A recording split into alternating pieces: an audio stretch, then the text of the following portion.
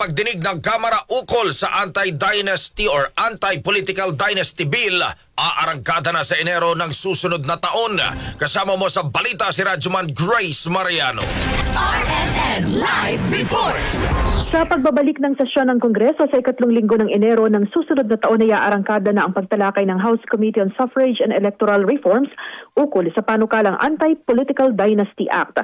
Inihayag ito ng chairman ng komite na si Lanao del Sur, 1st District Representative Zia Alonto Adjong, matapos maghain ng version ng panukala ang liderato ng Kamara sa pangunguna ni House Speaker Faustino Boji D. III.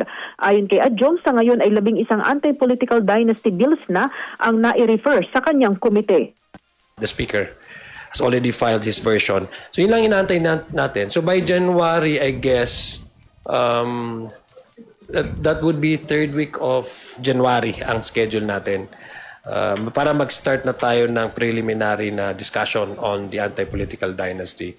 And we will consolidate all the various versions of this bill.